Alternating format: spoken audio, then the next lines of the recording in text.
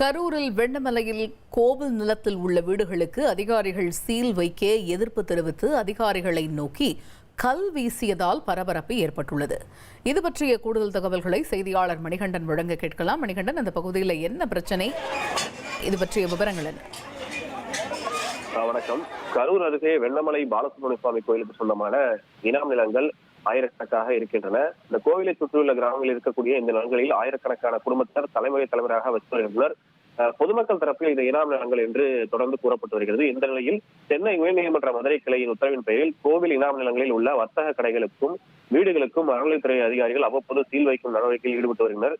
இதற்கு அப்பகுதி பொதுமக்கள் கடும் எதிர்ப்பு தெரிவித்து வருகின்றனர். இந்த நிலையில் தான் இன்று சின்னவடுகப்பட்டில் உள்ள கண்ணம்மாள் என்பவர் வாடகைக்கு விட்டிருக்கும் 20க்கும் மேற்பட்ட வீடுகளுக்கு அறநிலைத்துறை உதவி ஆணையர் ரமணிகாந்தன் தலைமையிலான அதிகாரிகள் சீல் வைக்க வந்தபோது அவருக்கு எதிர்ப்பு தெரிவித்து காங்கிரஸ் எம்பி ஜோதிமணி, முன்னாள் அமைச்சர் எம்.ஆர். விஜயபாஸ்கர் உள்ளிட்ட அனைத்து கட்சி பொறுப்பாளர்கள் திரண்டு அதிகாரிகளிடம் வாக்குறுதியில் ஈடுபட்டனர். தொடர் பேச்சுவார்த்தையில் உடன்பாடு எட்டப்படாததால் போராட்டத்தில் ஈடுபட்ட சுமார் 500க்கும் மேற்பட்ட பொதுமக்களுடன் சேர்ந்து ஜோதிமணி, எம்.ஆர். விஜயபாஸ்கர் ஆகியோர் வலுக்கட்டாயமாக கைது செய்யப்பட்டனர். இதனையடுத்து கண்ணம்மாள் என்பவர் வாடகைக்கு விட்டிருக்கும் 23 வீடுகளுக்கும் அறநிலைத்துறை அதிகாரிகள் இன்று காலை சீல் வைத்தனர். கைது செய்யப்பட்ட அனைவரும் பிற்பகல் 4 மணி அளவில் விடுவிக்கப்பட்டனர். இதனை அடுத்துதான் வழக்கு தொடர்ந்த திருத்தொண்டர் அறக்கட்டளை அரங்காவலர் ராதாகிருஷ்ணன் என்பவர் கோவில் அலுவலகத்துக்கு வந்தபோது பொதுமக்கள் எதிர்ப்பு தெரிவித்து ராதாகிருஷ்ணனை நோக்கி ஓடினர்.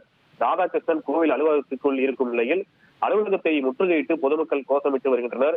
மேலும் பெண்கள் கோவில் அலுவலக கதவுகள் மீது கற்களை வீசியும் கைகளில் தொடப்பத்தை வைத்துக் கொண்டும் வழக்கு தொடர்ந்த ராதாகிருஷ்ணனை வெளியே வர சொல்லி ஆவேசமாக அவருக்கு எதிராக கோஷம் எழுப்பி வருகின்றனர்.